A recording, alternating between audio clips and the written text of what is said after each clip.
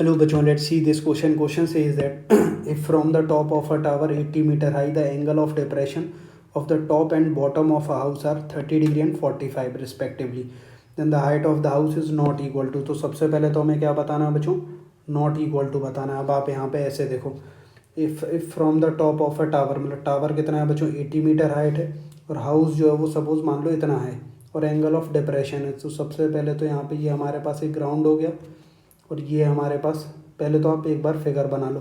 तो एक बार यहाँ पे बन रहा है और एक बार एंगल यहाँ पे बनेगा, और एंगल ऑफ डिप्रेशन है इसलिए उसको इस तरीके से बना लो आप.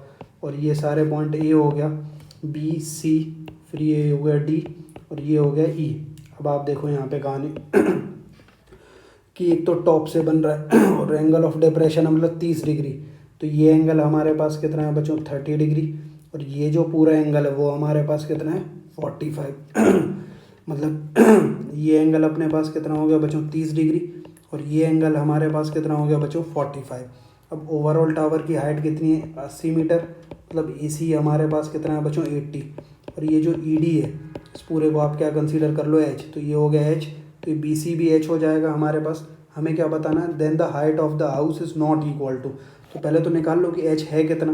तो सबसे पहले तो दो ट्राइंगल देखो आप, एक तो हमारे पास in triangle A E B, इस ट्राइंगल में अगर हम देखें 30 डिग्री है, मतलब tan 30 degree is equal to vertical height हमारे पास कितना आएगा ए बी. तो ये हो गया बच्चों 80 माइनस एच डिवाइडेड बाय, यहाँ पे हमारे पास ये डिस्टेंस सी डी को आप एक्स कंसीडर कर लो. तो यहाँ से 1/√3 हो गया, मतलब एक्स का वैल्यू कितना आएगा बच्चों, 80 माइनस एच इंटू में कितना आएगा, √3. इसको इक्वेशन 1 लिख लो.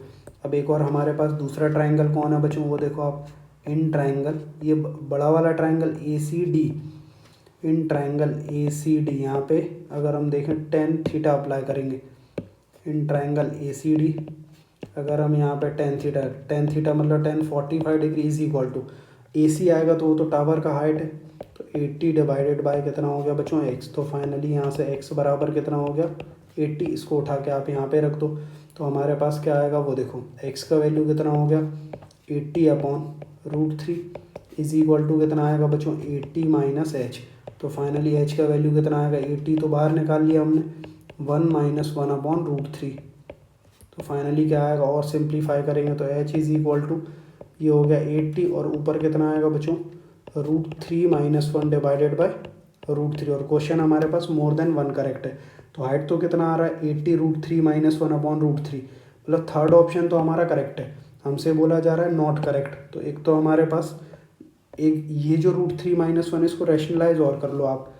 और करके कैसे लिखेंगे वो देखो आप, 80 इंटू ऊपर कितना आएगा 2, और नीचे कितना आएगा हमारे पास, √3 इंटू नीचे कितना आएगा, और √3 + 1. तो √3 + 1 वाला जो फैक्टर है वो ये नहीं आ रहा है, मतलब हमसे नॉट इक्वल बोला जा रहा है. तो एक तो ऑप्शन 1 हमारा नॉट इक्वल है, एक सेकंड हमारा है, और एक हमारे पास फोर्थ, मतलब थर्ड ऑप्शन करेक्ट था. तो बाकी 3 इनकरेक्ट हो गए.